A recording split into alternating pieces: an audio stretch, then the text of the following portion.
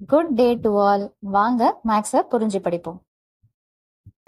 9th standard chapter 1 set லாங்குவேஜில் exercise 1.5ல first sum என்ன கொடுத்துருக்குறாங்கன்னு பார்த்தீங்கன்னா வென் டயக்ராமை யூஸ் பண்ணி நம்ம கொடுத்துருக்கிற கொஸ்டின்ஸை கண்டுபிடிக்கணும். வென் டயக்ராமை யூஸ் பண்ணி கண்டுபிடிக்கிறதுன்றது நம்ம டைரெக்டாகவே நிறைய கொஷின்ஸை போட்டுடலாம், ஆன்சர்ஸை போட்டுடலாம். இதே நம்ம வென் டயக்ராம் இல்லாமல் நார்மலாக போடணுன்னா அது எழுதி அதுக்கப்புறமா தான் பண்ணுற மாதிரி இருக்கும். ஸோ அண்டர்ஸ்டாண்டிங் என்ன அப்படின்னு பார்த்தீங்கன்னா இந்த பாக்ஸ் மாதிரி கொடுத்துருக்குறாங்க பார்த்தீங்களா, அதுதான் யூனிவர்சல் செட்டு. தமிழில் பார்த்தீங்கன்னா அனைத்து கணம். ஓகேங்களா? ஸோ இதில் பார்த்தீங்கன்னா ஏன்ற செட்டு, பின்ற செட்டு, சின்ற செட்டு இருக்குது. எது எது என்னென்னன்றதை தெரிஞ்சுக்கும். இந்த ஏ சர்க்கிள்குள்ளே இருக்கிறது எல்லாமே ஏக்கு சொந்தமானது. அதே மாதிரி பி சர்க்கிளில் இருக்கக்கூடிய நம்பர்ஸ் பி உடையது, சி சர்க்கிளில் இருக்கக்கூடியது எல்லாமே சி உடையது. இப்போது இந்த பார்ட் இருக்கு இல்லைங்களா, இது எதுக்குன்னு பார்த்தீங்கன்னா ஏக்கும் பிக்கும் காமனாக இருக்கக்கூடிய நம்பர், அதாவது -1 -2. பிக்கும் சிக்கும் காமனாக இருக்கக்கூடியது என்னென்னு பார்த்தீங்கன்னா இந்த -2 and 8. அதே மாதிரி இந்த இது இருக்குது இல்லைங்களா, அது பார்த்தீங்கன்னா ஏக்கும் சிக்கும் காமனாக இருக்கக்கூடியது, தட் இஸ் -2 and 3. ஏல மட்டும் அப்படின்னாங்கன்னா இந்த இன்டர்செக்ஷனை விட்டுடணும், 4 6. அப்போ பியில் மட்டும்னா இந்த இன்டர்செக்ஷன் எல்லாத்தையும் விட்டுட்டு 5 and 7. அப்போ சியில் மட்டும்னா என்ன வரும், 0 -3. இது இல்லாமல் ஏபிசின்றதுலே இல்லாமல் இருக்கக்கூடிய நம்பர் என்னென்னு பார்த்தீங்கன்னா 1 தனியாக இருக்குது, 2 தனியாக இருக்குது. இவ்வளோ தான் இந்த சம். எத்தனை கொஸ்டின் கேட்டாலுமே இந்த கிளாரிட்டி இருந்ததுன்னா நீங்கள் ஈஸியாக ஹேண்டில் பண்ணிடலாம். ஸோ ஃபர்ஸ்ட் சப்டிவிஷன் என்ன கேட்டிருக்கிறாங்கன்னா ஏ மைனஸ் பி, டைரெக்டாகவே எடுத்து போட்டுடலாம். ஏ மைனஸ் பின்னா என்ன அர்த்தம், மைனஸ்ன்னா என்ன அர்த்தம், இதுக்கு பின்னாடி இருக்கிறத விட்டுடணும். இதே நம்ம வந்துட்டு டயக்ராம் இல்லாமல் போடுறோன்னா என்ன ஆகும்னு பார்த்தீங்கன்னா ஏ எடுத்து எழுதுவோம், பி எடுத்து எழுதுவோம், காமனாக இருக்கிறத கேன்சல் பண்ணி அப்படின்ற மாதிரி போடுவோம். மைனஸ் பி தானே, அப்போ பின்ற சர்க்கிளை மறைச்சிடுங்க. அப்போ ஏல என்னென்னலாம் இருக்குது அப்படின்னு பார்த்தீங்கன்னா 4 இருக்குது, 6 இருக்குது, 3 இருக்குது. இதை நீங்கள் ஆர்டராக எடுத்து எழுதிக்கலாம். ஆர்டர்னால் என்ன அர்த்தம், சின்னதுலேருந்து பெருசு. ஸோ அப்போ 3, 4, 6. இல்லை எனக்கு ஆர்டர் வரலன்னா நோ ப்ராப்ளம், அங்கே என்ன இருக்குதோ அதை மட்டும் எடுத்து எழுதிடுங்க. அடுத்தது பார்த்தீங்கன்னா ரெண்டாவது சப்டிவிஷன் என்ன கேட்டிருக்கிறாங்கன்னு பார்த்தீங்கன்னா பி மைனஸ் சி. அதே கான்செப்ட் தான். பி மைனஸ் சின்னா என்ன அர்த்தம், ரெண்டாவதாக என்ன இருக்குது, சி, அதை விட்டுடணும். அப்போ சின்ற சர்க்கிளை அப்படியே மறைச்சிடுங்க. எது வரைக்கும் சி போதோ அதை அப்படியே மறைச்சிடணும். ஸோ அப்போ மறைச்சிட்டிங்கன்னா என்ன மட்டும்தான் இருக்குதுன்னு பார்த்தீங்கன்னா பியில் மட்டும்தான் நீங்கள் பார்க்கணும். ஸோ அப்போ -1 5 7. ஸோ அப்போது பி மைனஸ் சின்றது என்ன வருதுன்னு பார்த்தீங்கன்னா -1, 5, 7. அவ்வளோதான். தேர்ட் சப்டிவிஷன் என்ன கொடுத்துருக்குறாங்கன்னு பார்த்தீங்கன்னா A dash union B dash. இது நம்ம டைரெக்டாக கண்டுபிடிக்க முடியாது.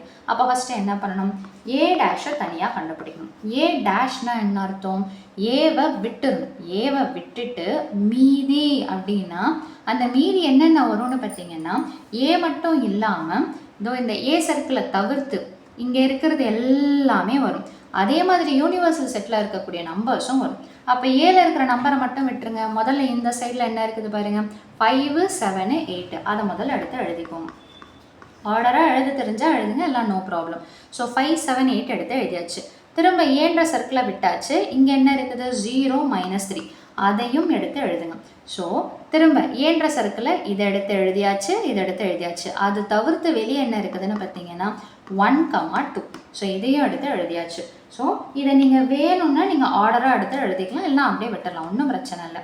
ஸோ அடுத்தது பார்த்தீங்கன்னா பி டேஷை தனியாக எடுத்து எழுதணும். பி டேஷ்னா என்ன அர்த்தம், பியை விட்டுட்டு மீதி எல்லாம் அப்படின்னா பின்ற சர்க்கிள். இப்போது நான் இதில் போடுறதுனால அப்படி இருக்குது. நீங்கள் காயினை யூஸ் பண்ணி போடுவீங்க. அப்போ நீங்கள் என்ன பண்ணலான்னா அந்த காயினை தூக்கி அப்படியே அந்த டயக்ராமில் ப்ளேஸ் பண்ணிட்டீங்கன்னா பின்னா பின்ற சர்க்கிளை ப்ளேஸ் பண்ணிடுங்க. அப்போ அதில் நீங்கள் போட்டிருக்கிற எல்லாமே ஹைட் ஆகிடுது அப்படின்னா மீதி இருக்கிறத நீங்கள் ஈஸியாக கண்டுபிடிச்சி எழுதலாம். ஸோ பின்ற சர்க்கிளை விட்டுருங்க. அப்போ என்னென்ன இருக்குது, 4 இருக்குது, 6 இருக்குது, 3 இருக்குது. ஸோ முதல்ல அதை எடுத்து எழுதுவோம். ஸோ 4, 6, 3. திரும்ப பின்ற சர்க்கிளை ஹைட் பண்ணிக்கோங்க. என்ன இருக்குது, 1 இருக்குது, 0 இருக்குது, -3 இருக்குது. ஸோ 1 0 -3. ஸோ அடுத்தது பார்த்தீங்கன்னா என்ன இருக்குது, இதை எழுதியாச்சு. ஸோ இங்கே வெளியே இருக்கக்கூடிய நம்பரையும் எடுத்து எழுதுங்க. ஸோ அப்போது அது 2. ஸோ அப்போது பி டேஷ்னா பியை விட்டுட்டு 4 6 3 1 0 -3 and 2 எல்லாமே எடுத்து எழுதியாச்சு. இப்போ இதை நம்ம என்ன பண்ணணும்னு பார்த்தீங்கன்னா யூனியன்னா என்ன அர்த்தம், சேர்க்கணும். So A dash union B dash அப்படின்னா இப்போ எழுதும்போது ஆர்டராக எடுத்து எழுதிக்கோங்க. அதாவது ஆர்டர்னா என்ன அர்த்தம், ஒரு நம்பர் லைனில் நெகட்டிவில் ஆரம்பித்து அப்படியே பாசிட்டிவ்க்காக போகும். அப்போ நெகட்டிவில் ஆரம்பிக்கும் போது எப்படி ஆரம்பிக்கணும்னு பார்த்தீங்கன்னா நம்பர் பெருசாக இருக்கிற மாதிரி, அதாவது சிம்பிள் பார்க்கும்போது வேறு மாதிரி இருக்கும். இதில் பார்த்தீங்கன்னா எதை ஃபஸ்ட்டு எடுத்து எழுதணும்னு பார்த்தீங்கன்னா -3. ஸோ -3 இங்கேயும் எழுதியாச்சு. அடுத்தது -2 இருக்கா? இல்லை. -1 இருக்கா? இல்லை. சரி, -1 இருக்குது, ஆனால் இந்த இடத்துல கிடையாது. ஓகேங்களா? 0 இருக்கா? அதையும் எடுத்து எழுதியாச்சு. நெக்ஸ்ட்டு 1 இங்கேயும் இருக்குது, இங்கேயும் இருக்குது. யூனியனும் போது ஒரு இடத்துல இருந்தாலே நீங்கள் தாராளமாக எடுத்து எழுதிக்கலாம். ஓகேங்களா?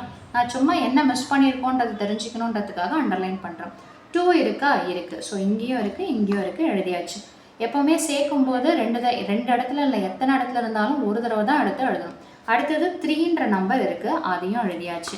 4 இருக்குது, அதையும் எழுதியாச்சு. அடுத்தது பார்த்தீங்கன்னா 5 இருக்குது, எழுதியாச்சு. 6 இருக்குது, எழுதியாச்சு. 7, 8 இருக்குது, எழுதியாச்சு. இப்போ நம்ம அண்டர்லைன் பண்ணதுனால என்ன தெரியுதுன்னு பார்த்தீங்கன்னா, ஓகே இதில் நம்ம எதுவும் விடலை, இதில் நம்ம எதுவும் விடலைன்னு சொல்லிட்டு புரிஞ்சிக்கலாம். ஸோ அதுக்காக தான் அண்டர்லைன் பண்ணி எழுதுது. ஸோ அவ்வளோதான் A' யூனியன் B'. அடுத்தது 4th சப்டிவிஷன் என்ன கேட்டிருக்கிறாங்கன்னு பார்த்தீங்கன்னா, A' இன்டர்செக்ஷன் B'.